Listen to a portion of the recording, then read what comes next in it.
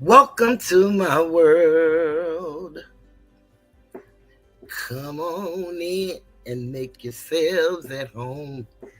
Welcome to my life.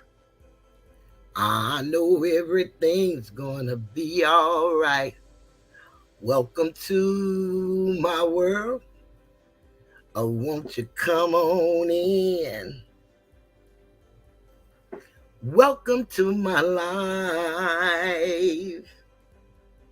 It's known as the Tiger's Den.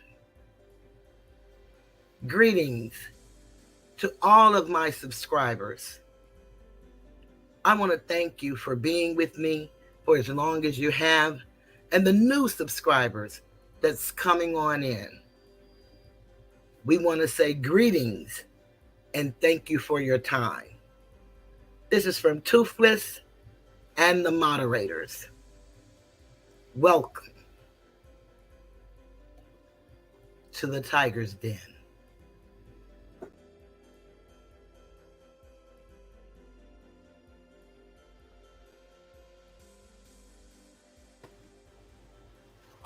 Greetings and welcome to the Tiger's Den.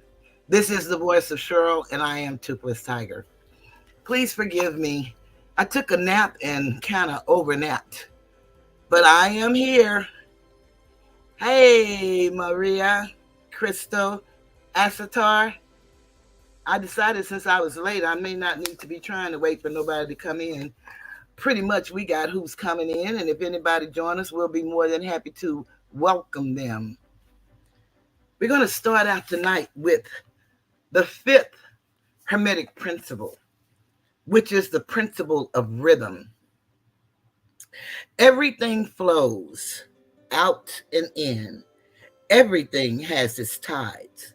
All things rise and fall. The pendulum swing manifests in everything. The measure of the swing to the right is the measure of the swing to the left. Rhythm compensates. That's the Kybalion.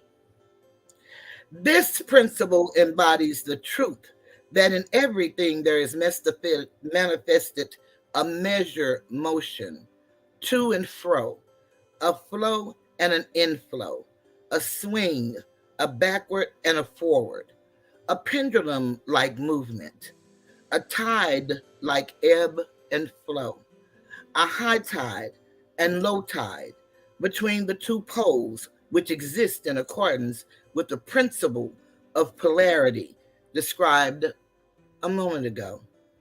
There is always an action and a reaction, an advance and a retreat, a rising and a sinking. This is in the affairs of the universe, suns, worlds, men, animals, mind, energy, and matter. This law is manifest in the creation and destruction of worlds, in the rise and fall of nations, in the life of all things, and finally in the mental states of man. And it is with this latter that the Hermetites find the understanding of the principle most important. The Hermetites have grasped this principle, finding its universal application, and have also discovered certain means to overcome its effect in themselves by the use of the appropriate formulas and methods. They apply the mental law of neutralization. They cannot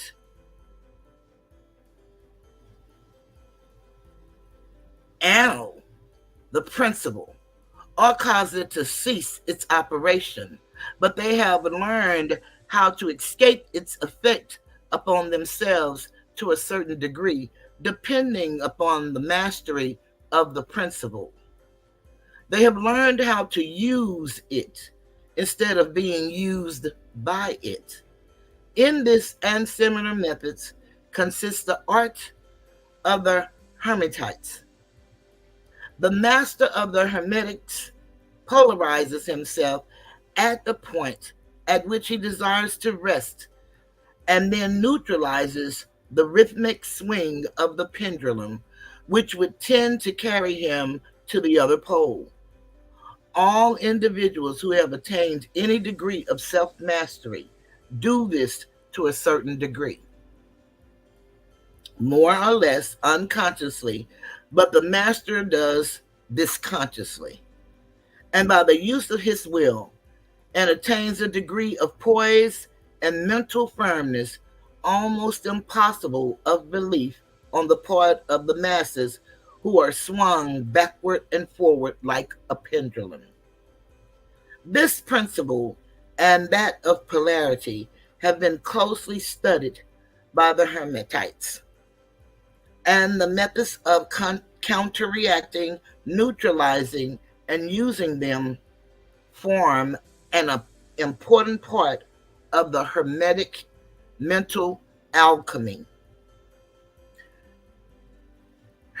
Hermetic principle number 6, the principle of cause and effect. Every cause has its effect. Every effect has its cause. Everything happens according to law. Chance is but a name for law not recognized. There are many planes of causation, but nothing escapes the law. And that's the Kybalion. This principle embodies the fact that there is a cause for every effect, an effect from every cause. It explains that everything happens according to law, that nothing ever merely happens, that there is no such thing as chance. That while there are various planes of cause and effect, the higher dominating the lower planes, still nothing ever entirely escapes the law. The Hermetites understand the art and methods of rising cause and effect. To a certain degree, and by mentally rising to a higher plane, they become causers instead of effectors. The masses of people are carried along, obedient to environment, the wills and desires of others stronger than themselves, heredity, suggestion, and other outward causes moving them about like pawns on a chessboard of life. But the masters rise into the plane above dominant their moods, characters, qualities, and powers, as well as the environment surrounding them, and become movers instead of pawns. They help to play the game of life instead of being played and moved about by other wills and environment. They use the principle instead of being its tools. The masters obey the causation of the higher planes, but they help to rule on their own plane.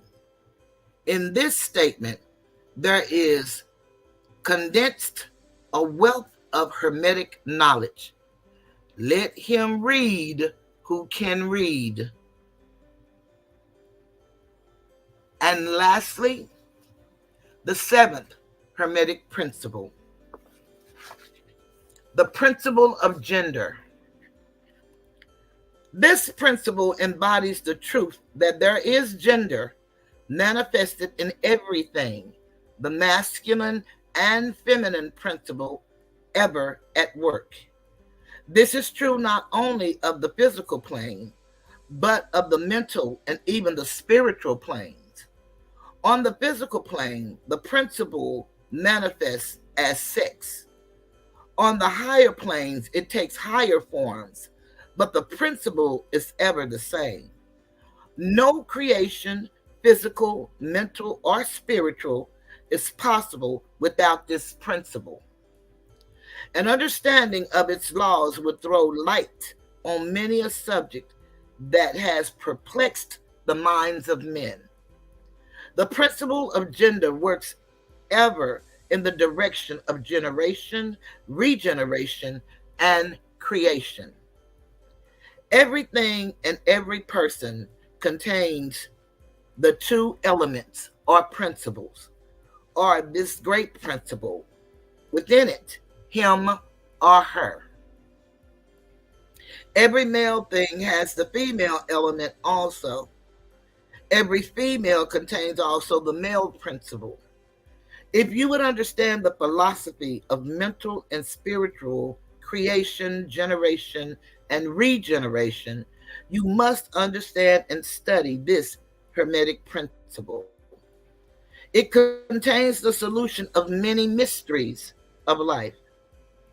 We caution you that this principle has no reference to the many base, pernicious, and degrading, lustful theories, teachings, and practices which are taught under the fanciful titles and which are a prostitution of the great natural principle of gender. Such base reviles, no, such base revivals of the ancient infamous forms of phallicism tend to ruin mind, body, and soul. And the Hermetic philosophy has ever sounded the warning note against these degraded teachings which tend towards lust and perversion of nature's principles. If you seek such teachings, you must go elsewhere for them. Hermeticism contains nothing for you along these lines. To the pure, all things are pure. To the base, all things are base. And that's the first portion of the 7 Hermetic principles. And I guess when you hear them every 3 days or so, it may seem like, what is she talking about from last week to this week? Then maybe you should go and look at the video again. And maybe you can get an understanding.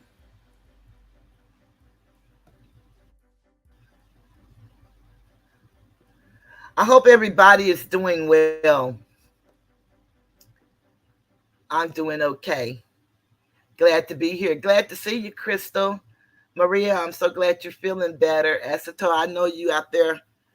Well, no, you probably with the babies tonight. You probably not working. But whichever one you're doing, I know you'll be here in and out. So we're fine. Let me come on screen for a moment because I have some more reading to do, but I want to come on screen for a moment and just say greetings to everybody. Greetings all.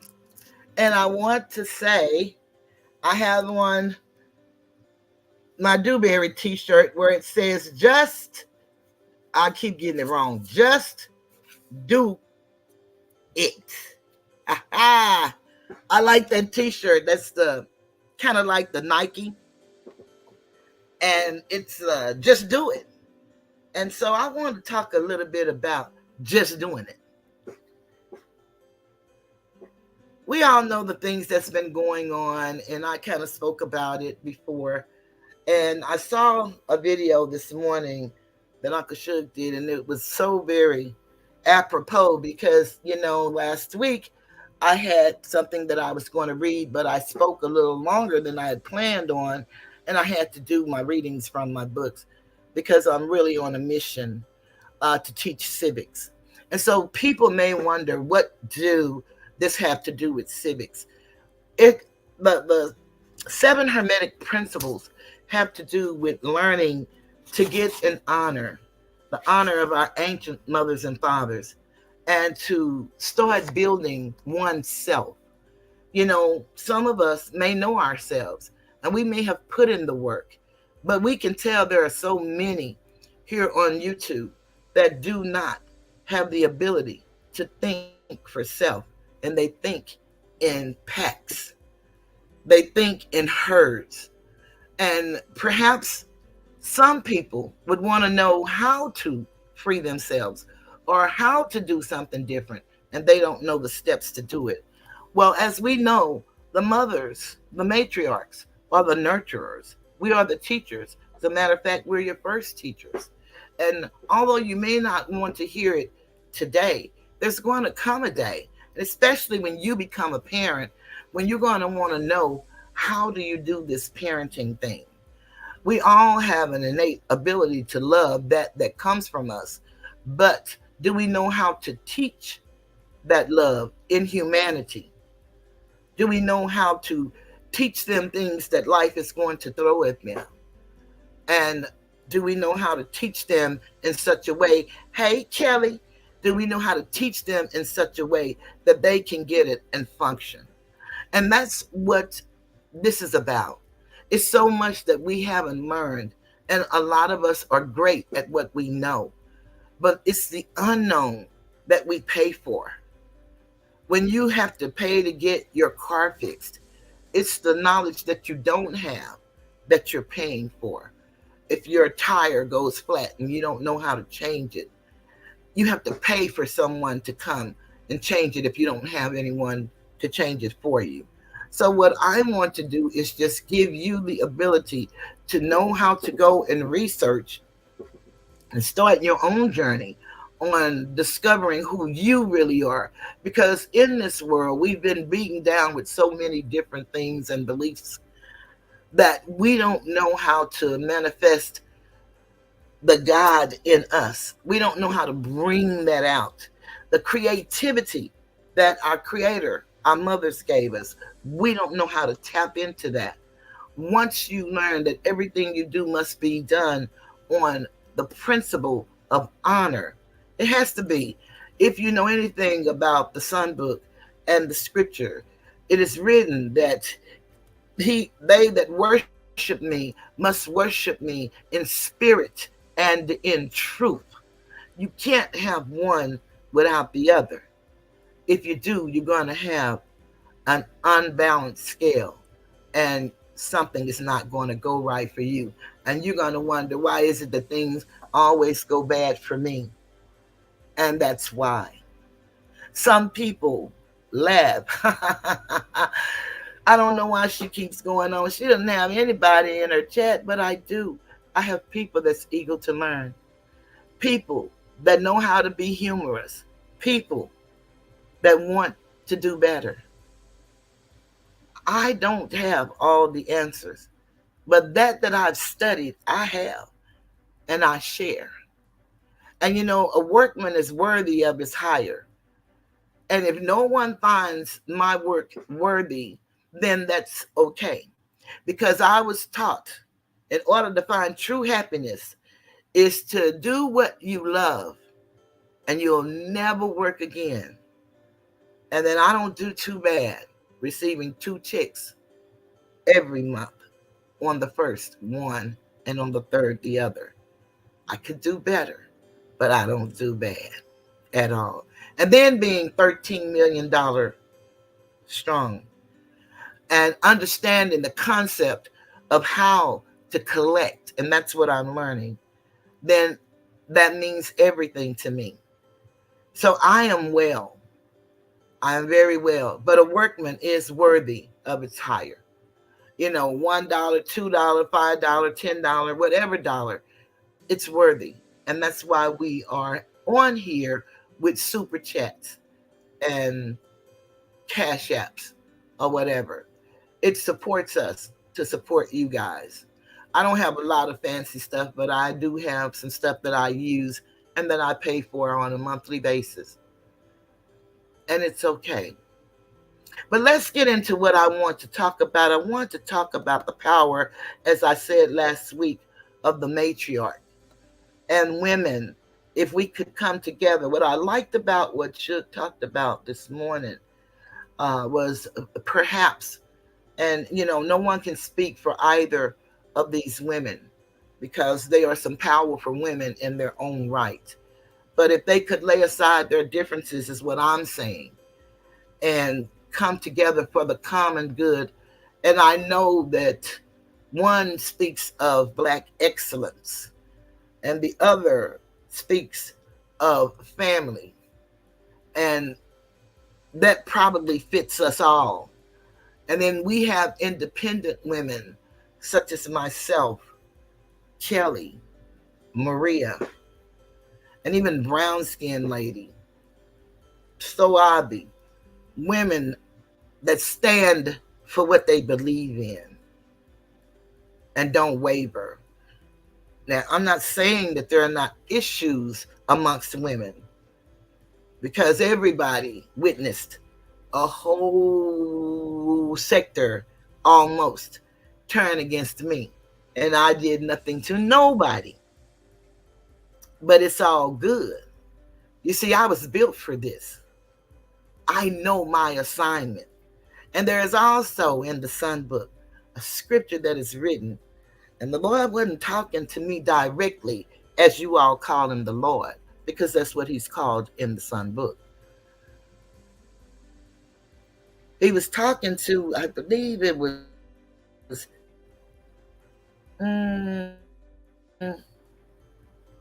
one of them people. I ain't gonna call their name. I'm gonna tell y'all to Google it because I'm like, dear, I can mess up a story. But let me just tell you the story. And I want to say who it is, but I don't want to mess up this story. Because the moral of the story is he said, I'm going to send you out to a rebellious people. And they're not going to listen to you and they're going to look at you crazy. But don't you go and get like them. Don't you do it. You go and tell them, thus said the Lord. So if you ever want to know what I'm talking about, just ask your Google for the scripture that said he told them to tell them what I told them, thus said the Lord. And Google will help you find who I'm talking about. Because again, I can mess up a story like Mud Deal. And I'm not here to mess up the story right now. But my point in saying all of that is we come together and develop a sisterhood as opposed to allowing the world to continue to have us tear each other apart. We see the power that we have when we're against one another. Imagine the power if everybody was working toward unity and everybody succeeding. Imagine the power if we could learn to hear one another, not just listen, but to hear what's being said and being able to relate to whatever it is that we hear. Imagine what life would be like. So I want to read to you tonight. It's from the Olea Sport community. And it was written January the 5th, 2023. And it is the power of community and sisterhood. Why women coming together will change the world. And I'm going to go off camera so I can read this. A profound power arises when women come together and support other women. When we unite in a community that allows for safe, vulnerable, and authentic connection, in a space where we can be held, met, and seen, deep healing occurs, and anything is possible.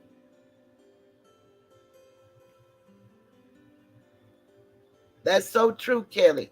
Kelly says it's going to take the women to stop this madness. It's so true. Hi, Izetta. Good to see you. The truth is, we cannot reach our highest expression without the love and guidance of other women. We cannot be the friends, the wives, mothers, daughters, or entrepreneurs we want to be if we are not held in true sisterhood. In order to truly change ourselves and the world for the better, we need to reclaim our right to sit in community with other women.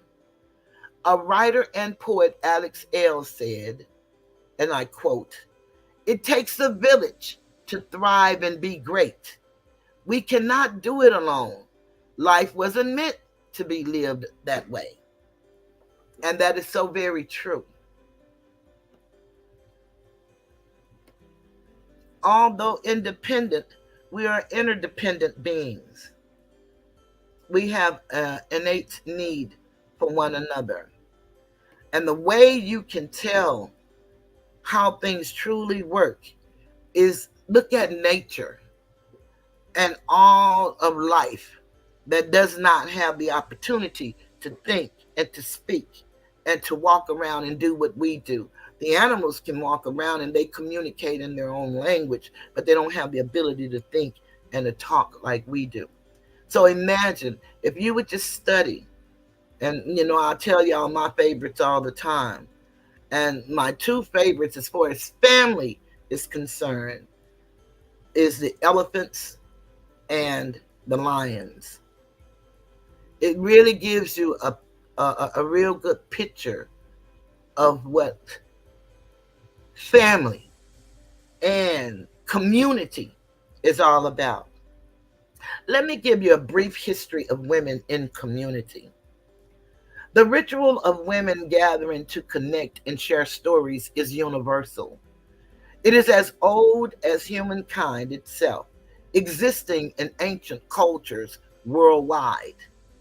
For thousands of years, women gathered in nature around campfires or in sacred space to pass down wisdom, sharing resources, medicine, traditions, recipes, spiritual lessons, and stories.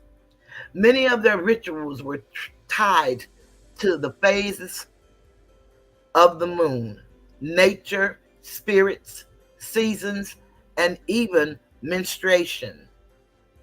As they shared their wisdom, healed and connected on a deeper level, women became more powerful. They started to speak up, amplifying their voices and making positive changes in their tribes, towns, and communities.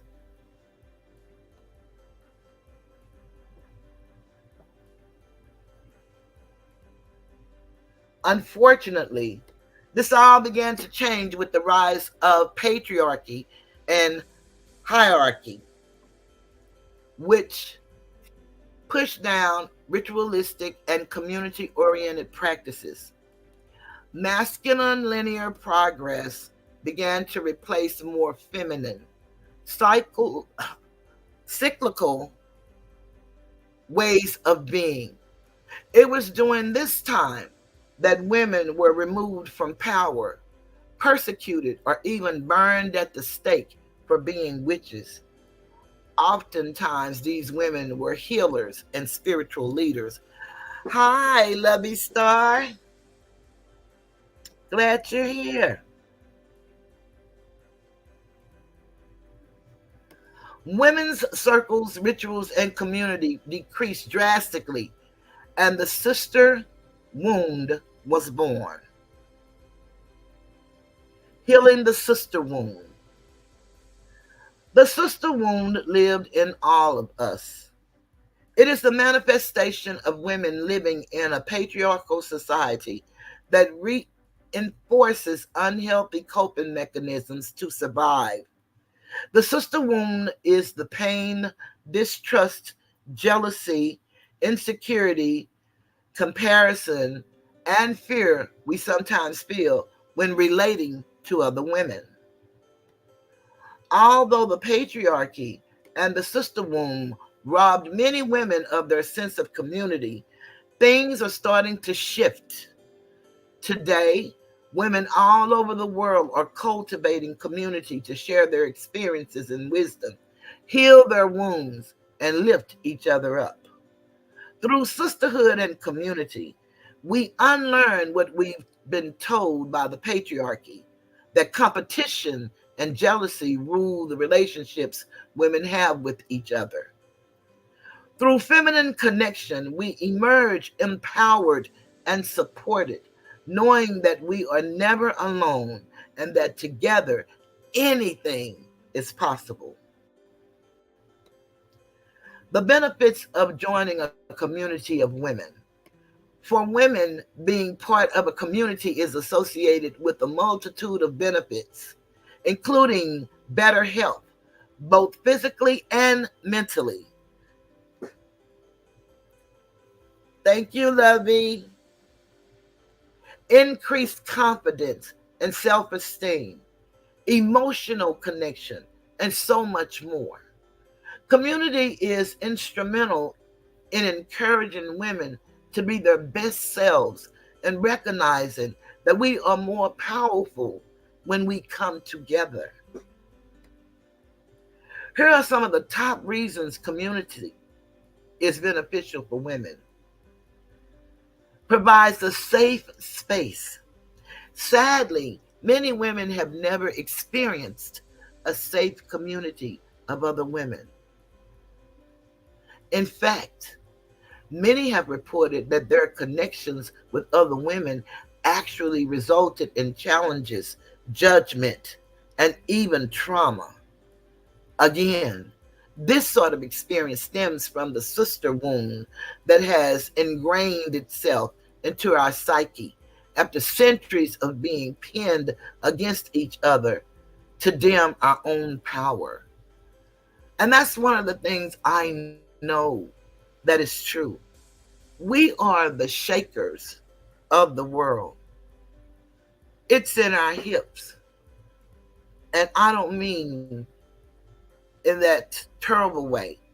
I'm talking about just the sway of the rhythm, just what I read about a moment ago. Just the power of women coming together, you know. And some may think it's something that's terrible, but just look at the power of the twerk. And again, I don't mean in a sexual way. I mean just the power, the vibration is what I'm talking about. Please don't misunderstand me. We are the rump shakers. We are the movers and shakers.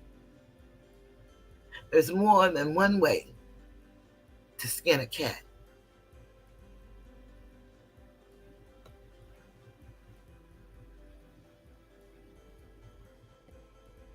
But in a conscious, intentional space, women's communities provide a safe place to heal and show up in our truth, feeling held, seen, and heard. They create a container for vulnerability, assisting us in releasing emotions and unhealthy patterns while increasing our ability to connect with and hold space for others. Gathering in a circle of women can be a profoundly transformative experience that supports us in navigating the ups and downs of life and feeling less alone in what we are going through.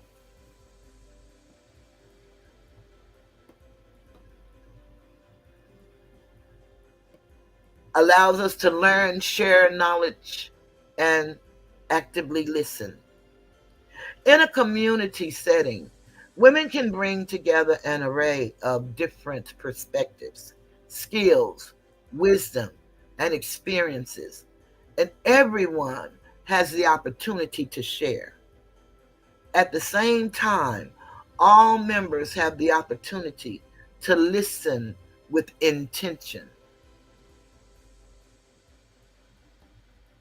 By pooling our knowledge and skills, we are better able to learn, solve problems, and understand complex ideas. Engaging with other women in such a setting creates a safe space for us to broaden our minds and see the world from a whole new perspective. Working together and interacting in such a way can also be energizing and motivating for all involved. It provides a space to not only learn and grow, but also express oneself without fear of judgment. And do we need more space without judgment?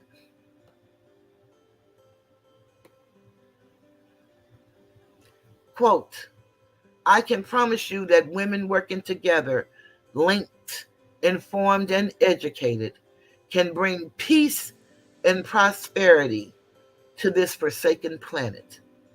And that is Isabel Allende, unquote.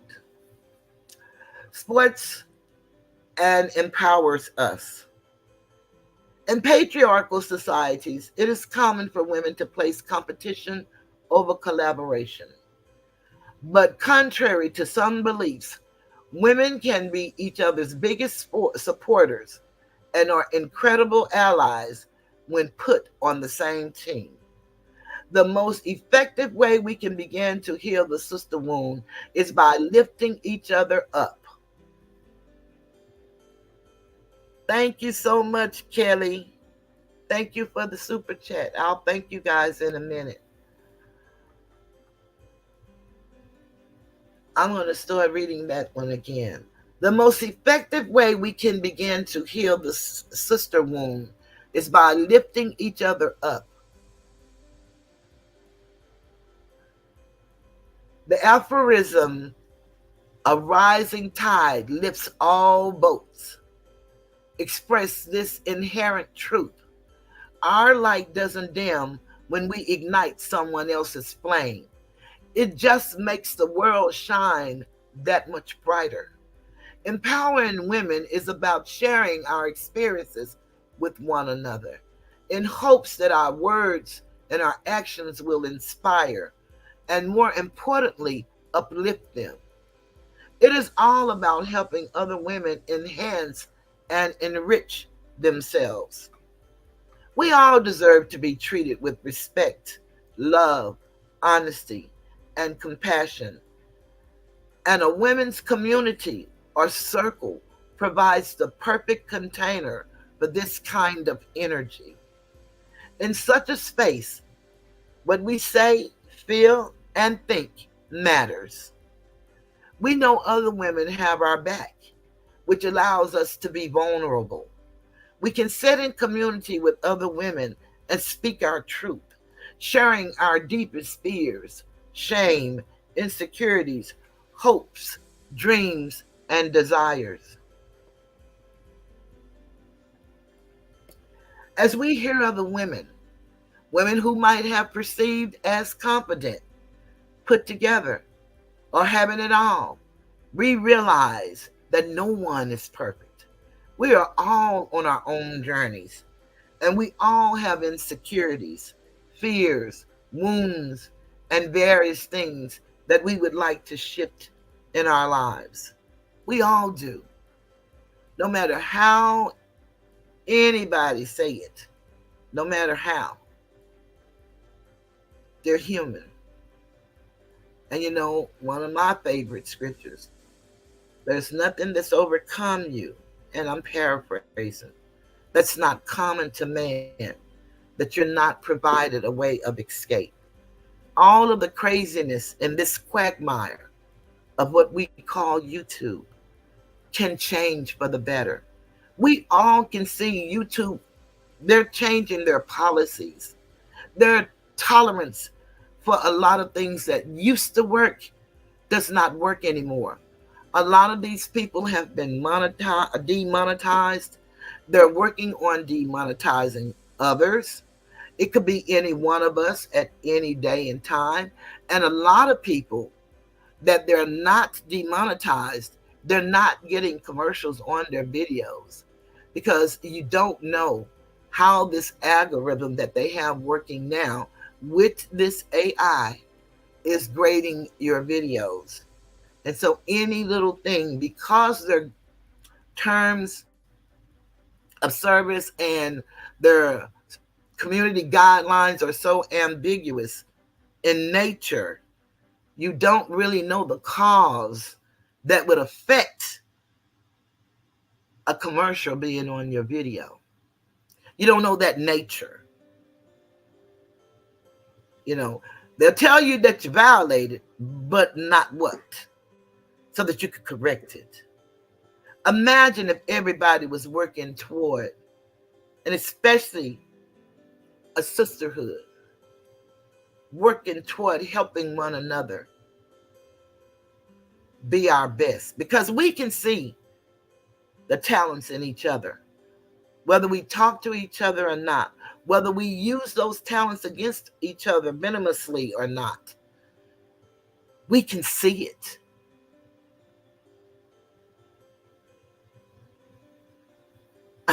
Yeah, they will, Kelly. They will. And if you feel like twerking, then twerk. You know, that's a part of our heritage, a part of who we are. Music makes you move. As the say, I've been saying this for at least 15 years. If women get along and actually root and help each other out, y'all would take over the world. It is the truth. After all, remember, we provided the world with you all. Children, children, we're the givers of life. And believe it or not, whether we bear children or not, it is innate that we know how to nourish. We know how to nurture. We know how to love. We know that that little being is depending, every ounce of its being is depending on us. Now, because we've lived a life, and some of us have lived in some very poor conditions, not necessarily financially, relationshiply, it could be spiritually, it could be emotional trauma that comes back to haunt you that you didn't even know you had buried. So it's the communicating and the interacting with one another. And then again, with the patriarchal society. You know, we are at war with each other and we don't run nothing. Not one thing. We don't even own nothing. Not one thing. But we're always fussing and fighting amongst each other. And for what? And then when the baby doesn't get that lap time, and especially being a male child, it is very hard for him to adjust to the female, the woman, or even the feminine that's in his body. Because as the gender principle says, has nothing to do with sex, so get that out your head. We all have a masculine and a feminine.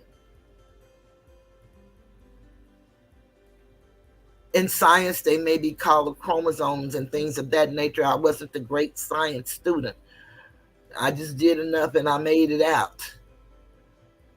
But for those that are science scholars and understand the anatomy, see, many of us don't even understand the anatomy that we walk around in. We laugh and make fun of people for being fat and being skinny and drawed up.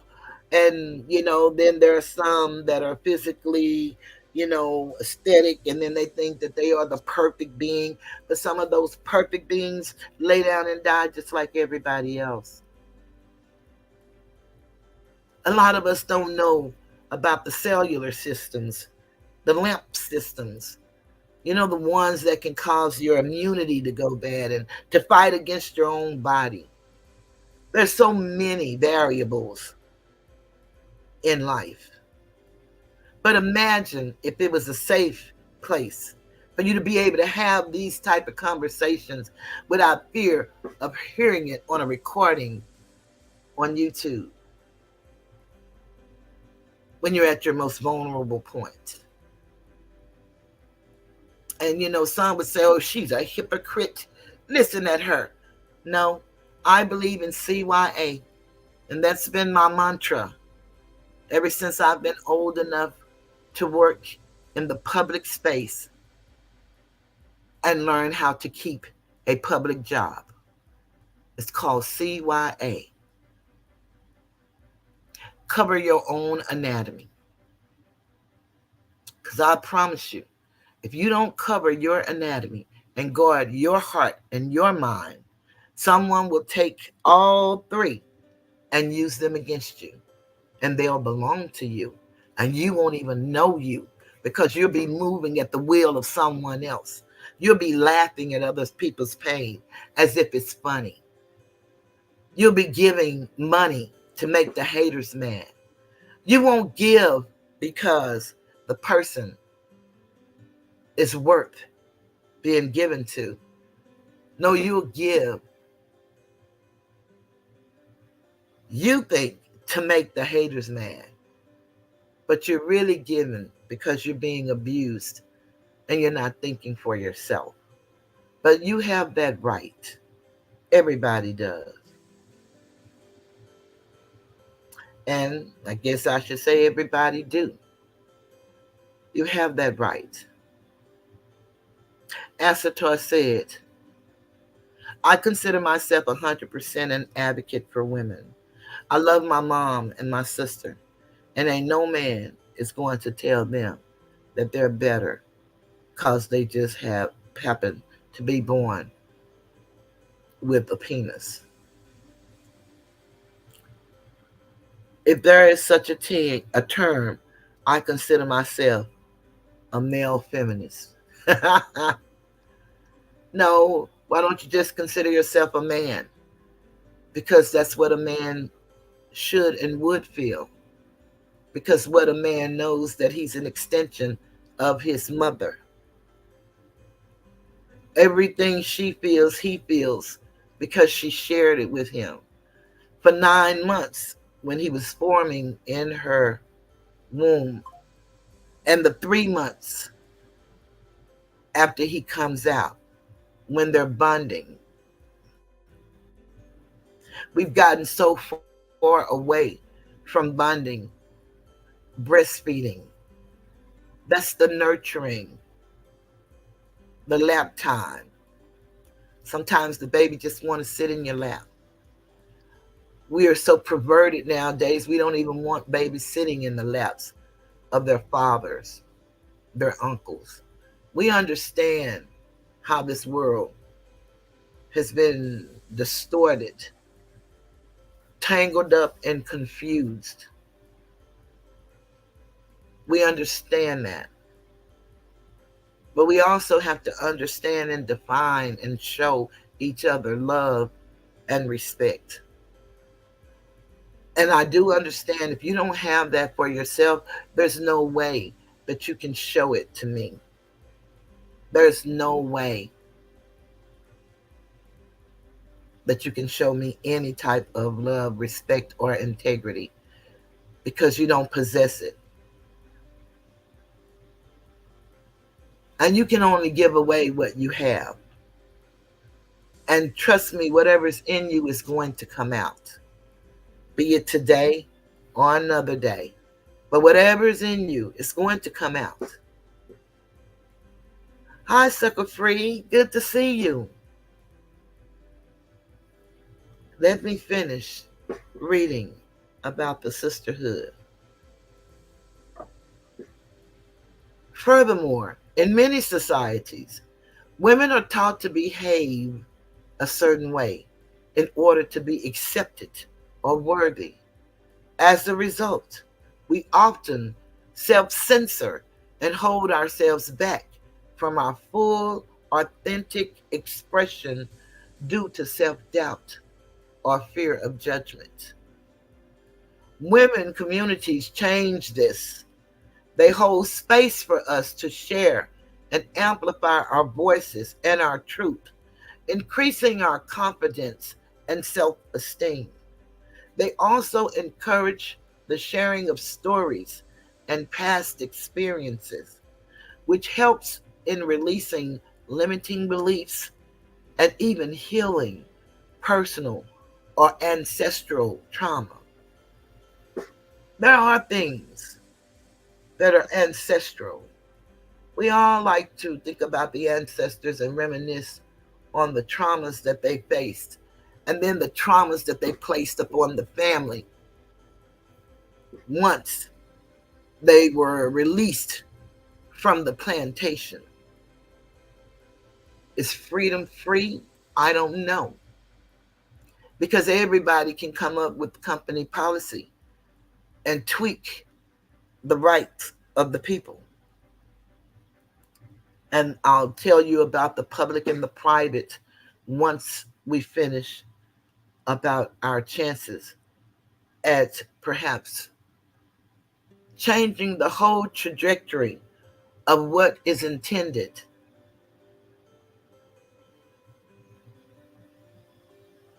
We can change it.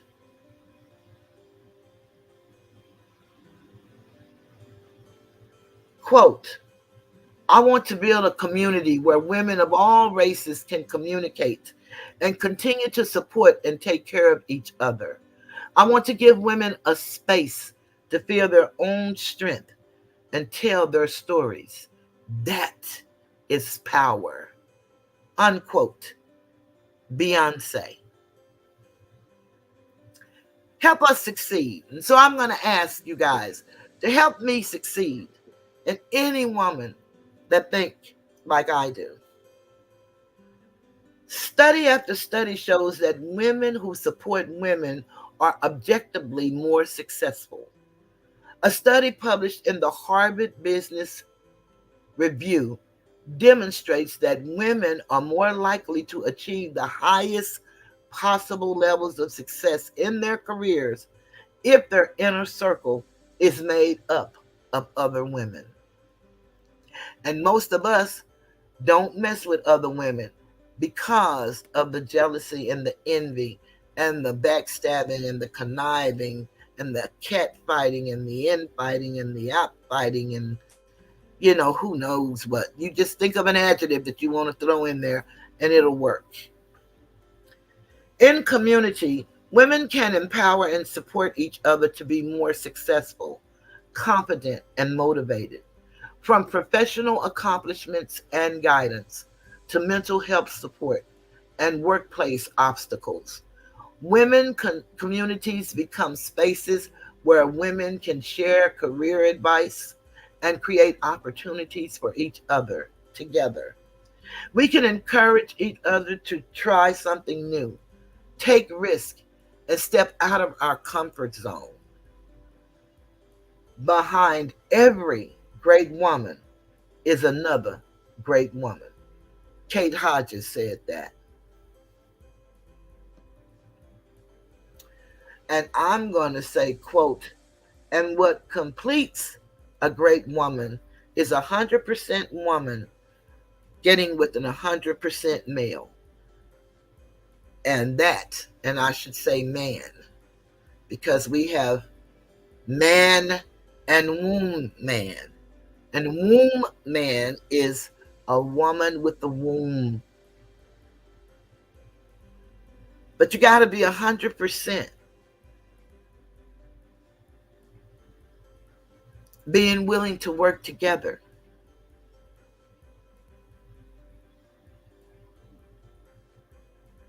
You come whole. You increase the wholeness. You come halves, you're not going to make it. And it doesn't mean that you can't go half. But you, as an individual, got to come whole. And we've lived enough life and enough experiences. And then, they say, well, I wouldn't let nobody who ain't got nobody tell me how to be. That might be the person you need to listen to, because they might can teach you how not to be. They might can teach you some of the things now that they see that they wish they would have known or done differently. You might want to listen to anyone who's willing to tell you something positive and to uplift you. That's what you might want to do. I mean, you don't have to do any of this. I'm saying these are just suggestions and things that I've learned along the way.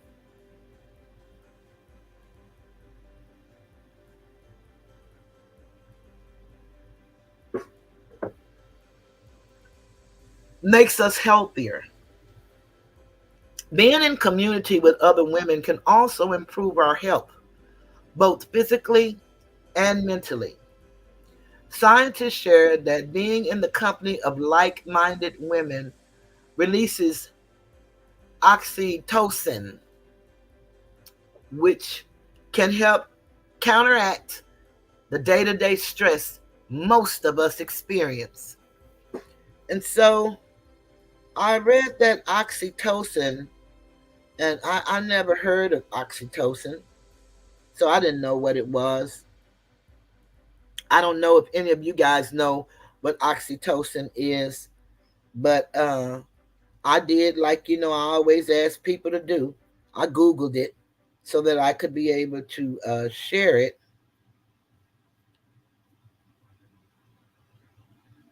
And I thought I made a copy of it, but I had found a little,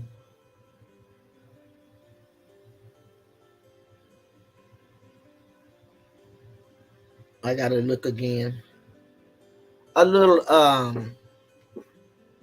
chart that I wanted to share because that's what they had, chart. They had a lot of charts. But here's one that's not a chart, so I'll read it. It says, in the brain, oxytocin acts as a chemical messenger and has an important role in many human behaviors, including sexual arousal, recognition, trust, romantic attachment, and mother infant bonding. As a result, oxytocin has been called the love hormone or cuddle chemical. And I had images, and that's how I found that little thing that I wanted to share what it had said. And it tells you how to increase your oxytocin. Number one, socialize. Surrounding yourself with loved ones, including pets, and experiencing physical touch is one of the most effective ways to raise oxytocin. Number two, get some sun. Vitamin D aids in the production and release of oxytocin and comes from spending time in the sun. Number three, exercise. Many studies suggest exercising for at least 10 minutes per day increases oxytocin levels. And number four, listen to music. Taking time to listen to your favorite music often raises oxytocin levels.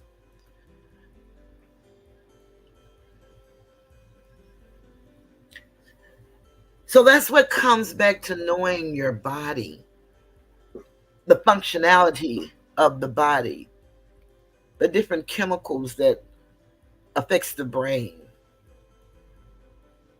which sometimes give rise to people having an addiction or alcoholism because of the imbalances of the chemicals. The body salts that's in the different organs that functions to make us healthy.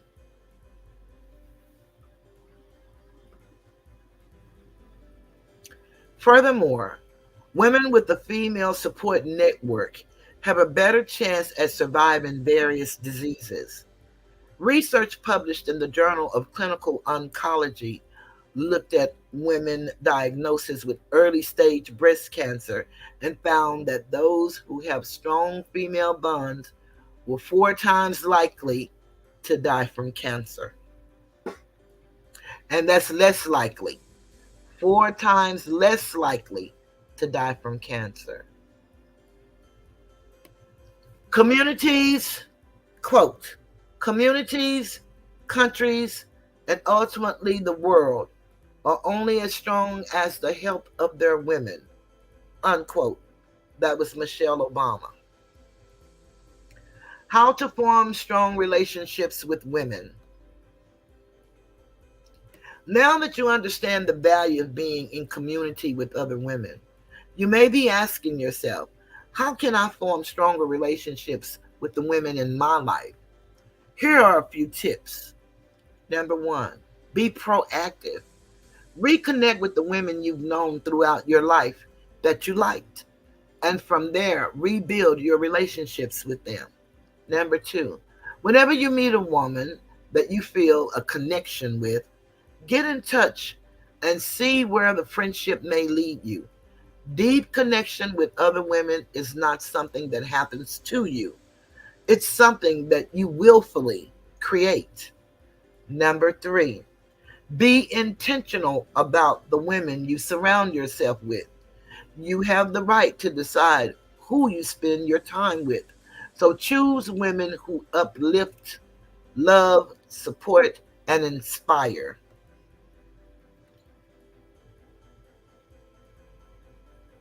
Number four, don't be afraid to go deep.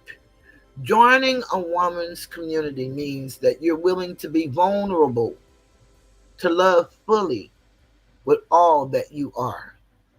Number five, consider joining a local or even an online community of women. Find a group that shares similar values. This may be a book club, yoga group, philanthropic cause, anything that sparks your interest. What's important is that you are getting together with other women who share a common interest and that you go to meetings and events often enough to let these strong connections develop.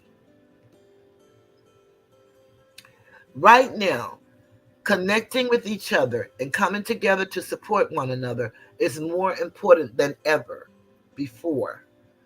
To share our stories, to be real with a community of women we can trust is one of the best feelings in the world. It is in this space we can reawaken to our true power. These communities are instrumental in encouraging women to be their best selves and realizing that we are stronger when we come together. We trust that women who are empowered have the power to bring about positive change in the world. And last quote, the true wealth of a community is measured by how carefully it listens to its women and how sincerely it values their wisdom. Empowering women empowers us all. And that was a quote, end quote, by Forrest Whitaker. So I thought this was a fantastic article. And like in the seven Hermetic principles, I don't believe in coincidence and happenstance. This article I found for such a time as this. Things are shaping here on YouTube for such a time as this. And it doesn't have to be as bad as it looks. At any moment, anybody in any position can change their mind and do something for the greater good of the community. I commend Sister T and Queen Regina for standing their grounds and fighting the way that they fight. I commend them. It must need happen.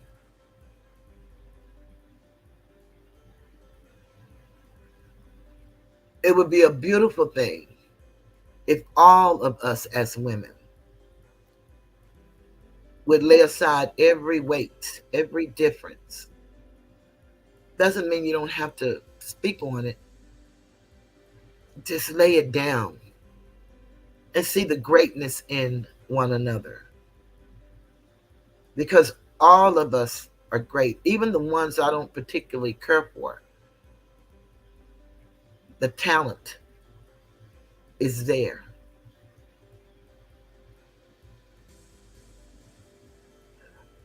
The desire to be a mother is there.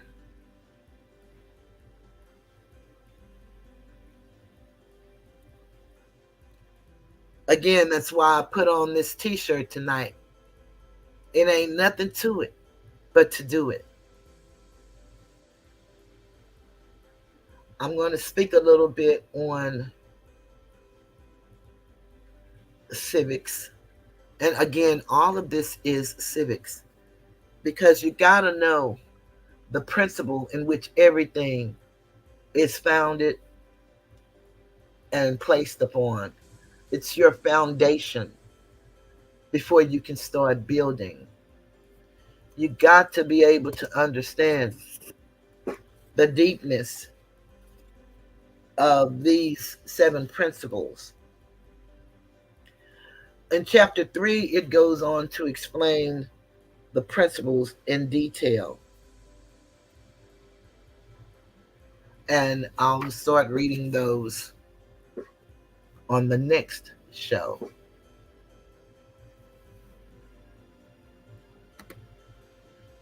Let me find. I want to thank everybody for hitting the like button. I really do. Those in the bushes, in the trees, in the sky, in the clouds, coming down with the rain, on the beach, in the sand, on the ocean, in the boat. Thank you so very much. I greatly appreciate it. I've not seen more than 5 people in the chat. And I think maybe I saw 7 at one time. And I've got 16 likes. And so that's fantastic. I want to thank you guys because you all don't know how important those likes, no matter how small, no matter how small your chat may be. But the interaction and hitting the like button is what it's all about. It shows the algorithm, even in this small amount of people, they're engaging and they like what you're doing. So I appreciate that from the bottom of my heart.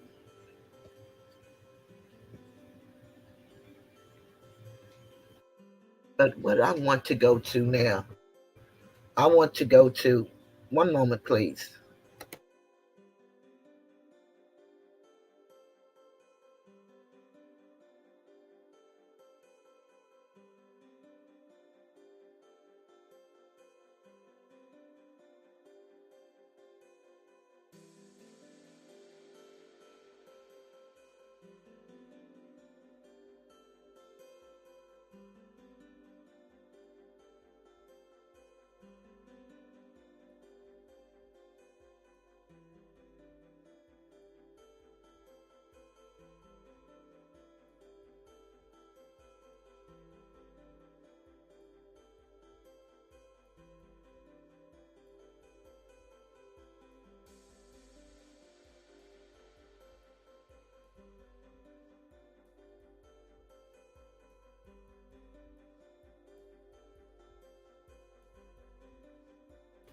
Okay, y'all know good old Toothless.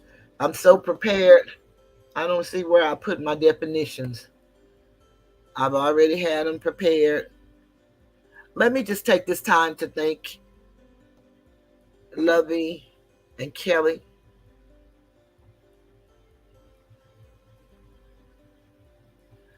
Oh, remember I told you guys that I had wiped out all of my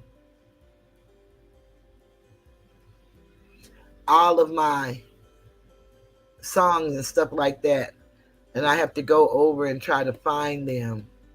And so I gotta just say thank you very much because I don't see my little thank you that I have to say thank you. I just want to say thank you very much for the donations. I appreciate that. Let me go back over here. Maybe I have it over here where I can find my definitions.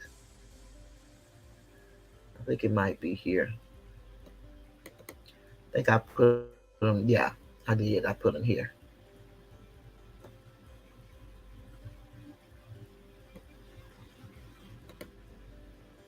Okay, where is that document?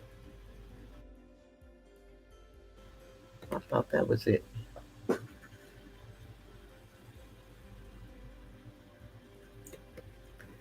Okay, y'all. See, that's what I don't like. So prepared, you ain't prepared. What kind of prepared is that?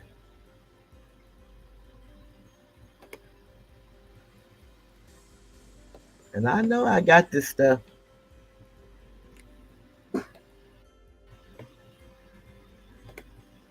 Here you go.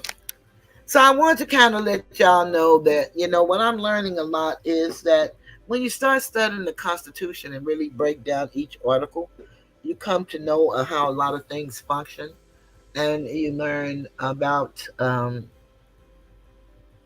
how things are done in commerce, and that pretty much everything we do is commerce.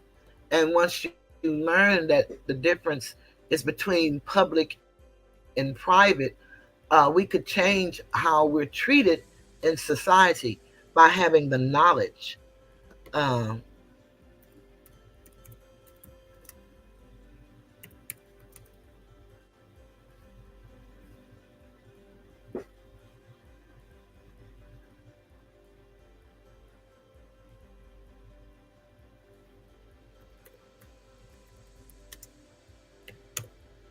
by having the knowledge.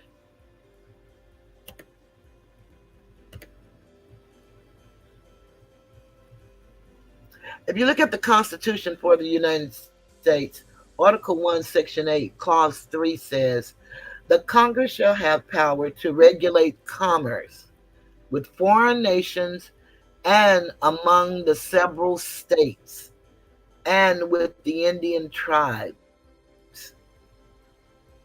That is Article 1, Section 3, Section 8, Clause 3.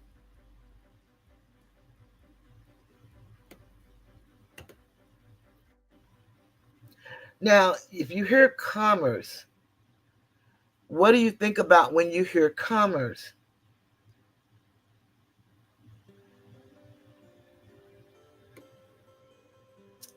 That's business.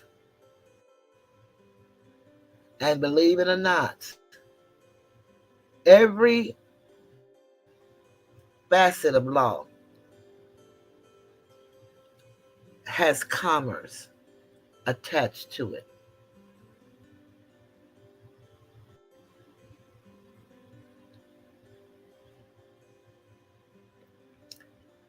If we look up civil rights and commerce,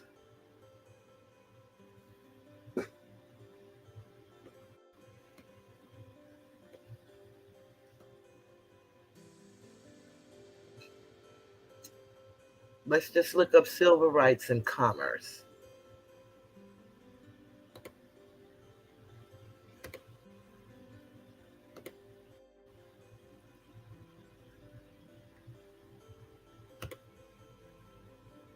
I want to share this with you guys so you'll know that what I'm learning and what I'm sharing under the Fair Use Act is something that you can go and find yourself. It's nothing that I just came up with. This is the Constitution annotated. This is Article 8, Section 368, Civil Rights and Commerce. And you're probably wondering, what does that have to do with anything? And then it goes on to tell us at the beginning what the clause is. The Congress shall have power to regulate commerce with foreign nations and among the several states and with the Indian tribes. It has been generally established that Congress has power under the Commerce Clause to prohibit racial discrimination in the use of channels of commerce. The court firmly and unanimously sustained the power under the clause to forbid discrimination within the states when Congress in 1964 enacted a comprehensive measure outlawing discrimination because of race or color in access to public accommodations with the requisite connection to interstate commerce. And when it says public access, that is the government. And I'll go on to show you that as I speak. Hotels and motels were declared covered. That is declared to affect commerce if they provided lodging to transient guests, restaurants, cafeterias, and the like, were covered only if they served or offered to serve interstate travelers or if a substantial portion of the food which they served had moved in commerce. So now, get what they're saying. Because the Constitution states that no one state have to honor the laws of another state, now they're saying that if the food that comes there or if the travelers that come there come from one state to another, then these rules apply, because that has to do with the whole federal, which is diversity of citizenship. Okay? So it goes on to say the court sustained the act as applied to a downtown Atlanta motel that did serve interstate travelers, to an out of the way restaurant in Birmingham that catered to a local clientele, but that had spent 46% of its previous year's outgo on meat from a local supplier who had produced it from out of state, and to a rural amusement area operating a snack bar and other facilities which advertised in a manner likely to attract an interstate clientele, and that served food, a substantial portion of which came from outside the state. So they're telling you how the civil rights and the connection with commerce. Writing for the court in the heart of Atlanta Motel and McClug, this is a case.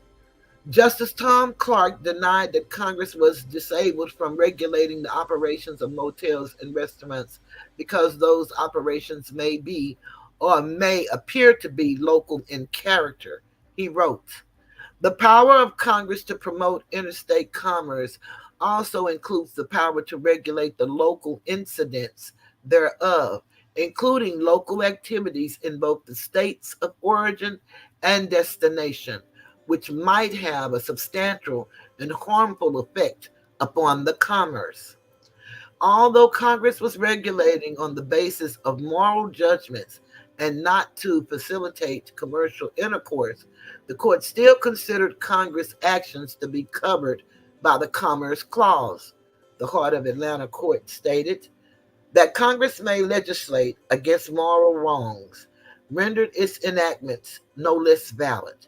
In framing Title II of this act, Congress was also dealing with what it considered a moral problem, but that fact does not detract from the overwhelming evidence of the disruptive effect that racial discrimination has had on commercial intercourse.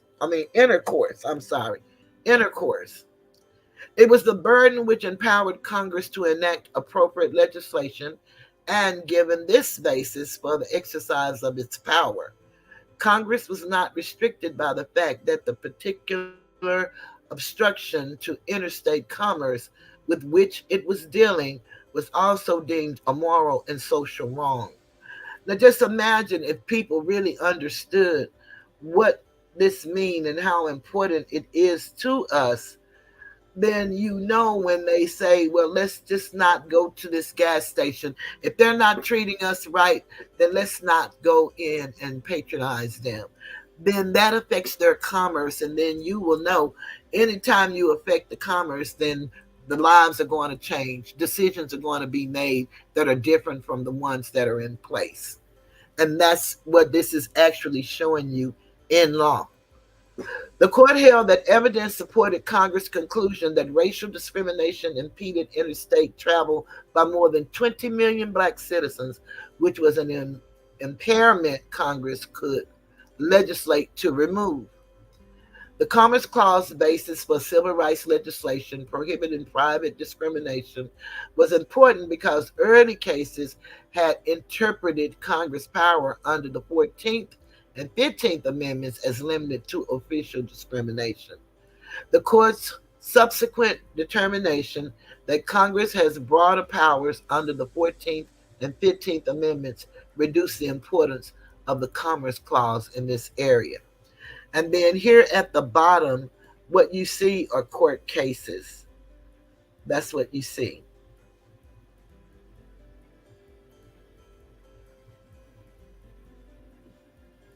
court cases. Number 11, the Fair Housing Act, which is Title 9 of the Civil Rights Act of 1968. It goes on to tell you was based on the Commerce Clause, but in Jones v. Alfred H. Mayer Company, 392 U.S. 409, 1968, the court held that legislation that prohibited discrimination in housing could be based on the 13th Amendment and made operative against private parties. Similarly, the court was concluded that although Section 1 of the 14th Amendment is judicially enforceable only against state action, Congress is not so limited under its enforcement authorization of Section 5. And then they give you case law. So once you start really researching and learning things, and one thing that I've been taught, if you should look up every word when you're reading law because of what they have called legalese. And the legalese are words that we use in common everyday vernacular, but in law they have a total different meaning. So I want to take that down. Well, no, I'm going to leave it up because I want to share. This comes from, let me see if this is the right document. Private, I think it is. Let's see. We'll see. Yeah. Okay. This comes from Henry Campbell's Black's 4th edition revised dictionary. Private. Affecting or belonging to private individuals, as distinct from the public generally.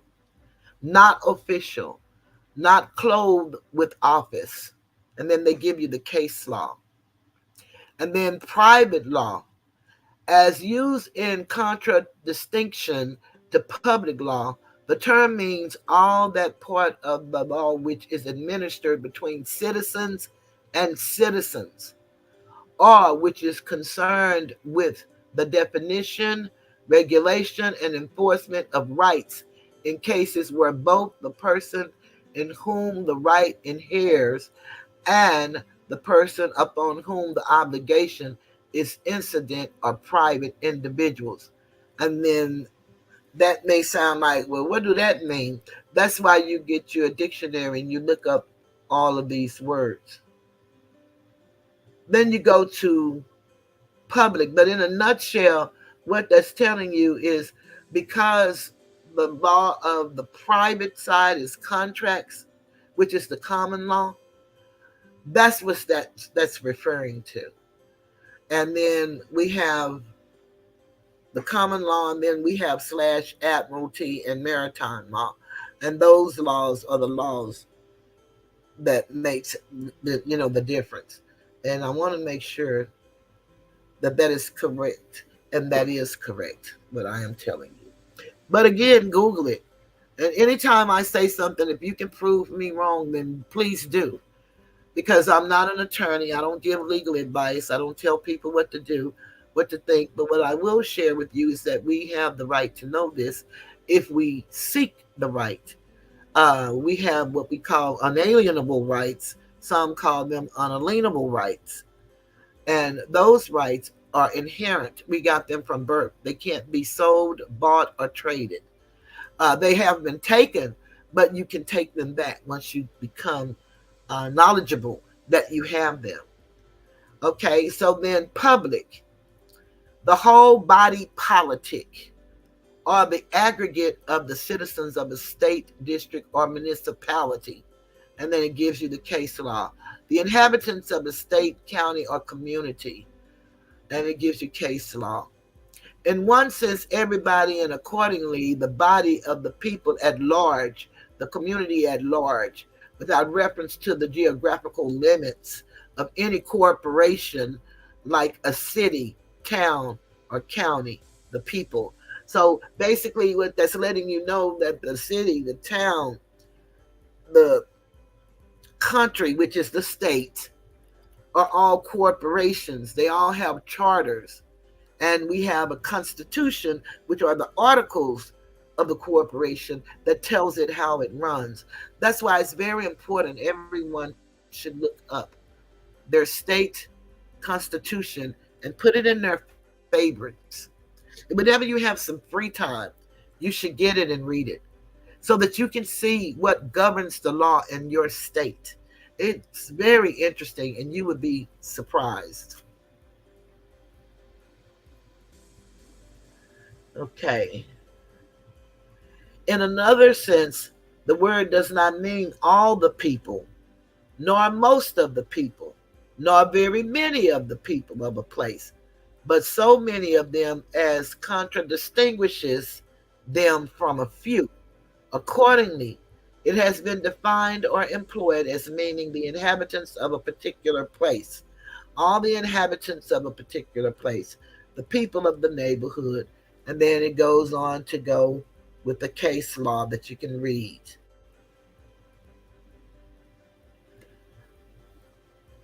Also, a part of the inhabitants of a community. And then public law definition. That branch or department of law which is concerned with the state in its political or sovereign capacity, including constitutional and administrative law. And mostly everything operate under the functionality of the administrative law. That's where they start delegating the powers. And with the definition, regulation, and enforcement of rights in cases where the state is regarded as the subject of the right or object of the duty, including criminal law and criminal procedure, and the law of the state considered in quasi private personality. And it's very important, again, to look up these words in the law dictionary and familiarize yourself with them if you're interested in wanting to know how to live like an American and feel free, really free. And you can't stop anybody from looking at you and judging you based on what they see because of what they've been taught. But if you can have an intelligent conversation with that person, they may change their mind because most of them too don't know uh, all of the stuff that we don't know and we're not taught. Some were, and most of it was in the home. As we know, the foundation of a child starts at home. And anything you don't learn at home, you're subject to learn or not learn once you leave the home. We call it once you get out in the streets. But I don't mean the streets like, on the streets. I mean like when you get out as an adult on your own, more or less. And then it says that portion of law which is concerned with political conditions, that is to say, with the powers, rights, duties, capacities, and incapacities which are peculiar to political superiors, supreme, and subordinate. And that os jury, in one sense, a designation given to international law as distinguished from the laws of a particular nation or state. In another sense, a law or statute that applies to the people generally of the nation or state adopting or enacting it is denominated a public law as contradistinguished from a private law affecting only an individual or a small number of persons. And that's the difference between public and private law. And so, of course, anytime you want to go back and see what did she say, then you can always go back and visit the video, and perhaps you can or screenshot it, take notes so that you'll know, you know exactly what I'm talking about. So I want to leave you guys with this.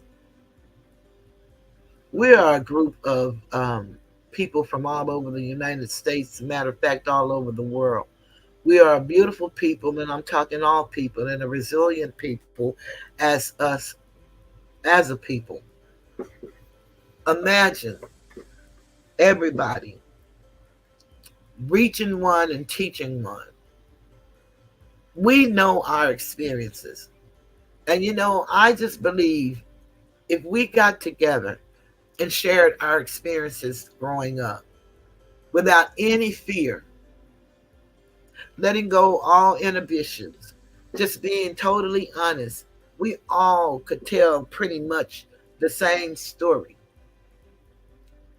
We could possibly write down our story or something that happened to us as we were growing up as children and put no name on it and put it in a hat and everybody pick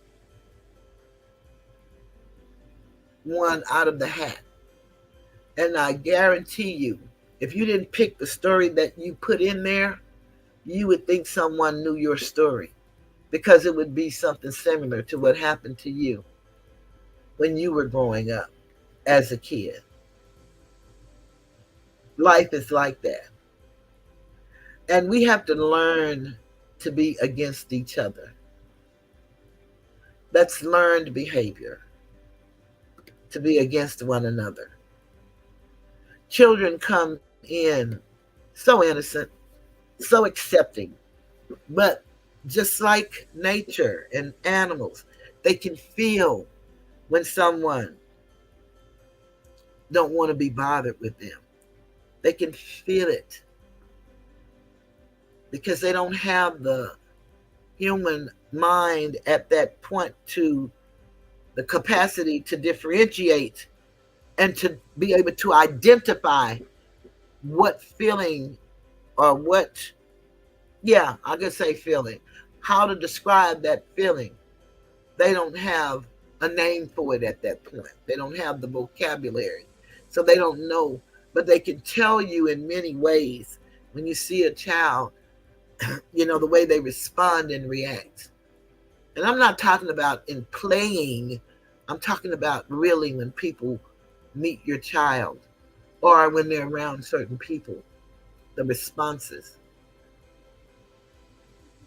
I'm not saying critique everything, but a wise person sees everything. Let he who have eyes, let him see, and he who have ears, let him hear. Time is too far spent. As adults, we should not be on this platform treating each other like children in school, trying to find our way and bullying everybody that we can. That's not acceptable by anybody. And we should know that. A lot of us say we do, but we don't display it.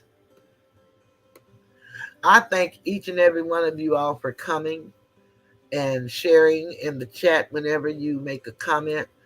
I thank you guys so very much. I appreciate the donations and the new membership. Thank you so very much. But I think I am going to get ready to bring this beautiful show to a close. And we'll take this back up when we meet again on Wednesday. And we'll go into each one of the principles. Now that we've read the principles, we'll go into the deeper meaning of the principles. And, of course, if you guys have anything that you want to talk about, one of the things Regina M. asked a question, and I want to also speak a little bit on that on Wednesday. And she was asking about the breakdown of the family and when do we believe that it happened and what do we believe caused it to happen. I would like for us to try to answer that question so that we can talk about that when we come back together. I would like for us to be able to articulate that in the chat if you want to participate. But the question was, how do we feel about the breakdown of the family? When do we believe that it happened, and what do we believe caused it to happen? And that's the family unit. So, on that note,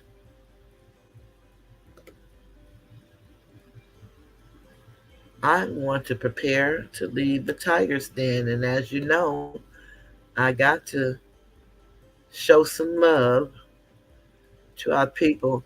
Now, I sung A Mother's Love over, and y'all, I kind of messed the song up kind of in the middle and at the end. So, y'all don't laugh and talk about me. But I sung the whole song because I love that song. And I think I put it down here. I don't know if I put it down here or not. But I really would love for y'all to hear it because it's a beautiful song. And some of us, we love our mother so much that we really try to live our lives in remembrance of our mother. Even if she's alive, we want her to see us in the best way that she can see her baby. We want to honor her always. And I don't see it, but I'm going to find it. And I'm going to go ahead and start The Greatest Love of All. I believe the children are our future. Teach them well and let them lead the way. Show them all the beauty they possess inside. Give them a sense of pride to make it easier. Let the children's laughter remind us who we used to be. Everybody's searching for a hero. People need someone to look up to. I never found anyone to fulfill my needs. A lonely place to be. So I learned to depend on me. I decided long ago never to walk in anyone's shadow. If I failed, if I succeed, at least I'll live as I believe. No matter what they take from me, they can't take away my dignity, because the greatest love of all is happening to me. I found the greatest love of all inside of me. The greatest love of all is easy to achieve.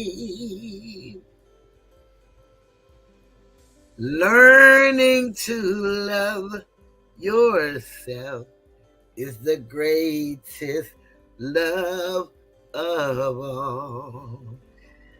And if by chance that special place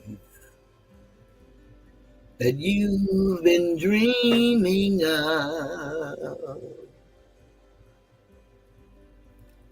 takes you to a lonely place, find yourself in love.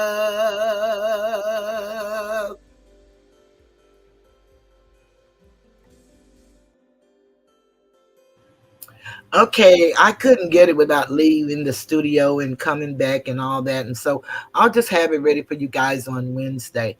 I'm going to say good night again, and I'm leaving the Tiger's Den. And we're going to remember CJ. And after that, I'm gone. Justice for CJ, a son, brother, father, uncle. Up drove the hearse Cadillac. A crowd of people gathered around, all dressed in black. And as they removed his body from the car, such pain she never knew had filled her heart. It happened on an early Saturday morning when the noise from the phone really disturbed her. She wasn't too sure at first just what the caller meant when they informed her that there had been an incident. Why, oh why, the sound of a mother's cry as she gathered herself and wiped the tears from her eyes. Somebody asked who was the next of kin. But oh Lord, it was the beginning of her end. March 17th, 2018. CJ will forever be 22 years young. Justice for CJ.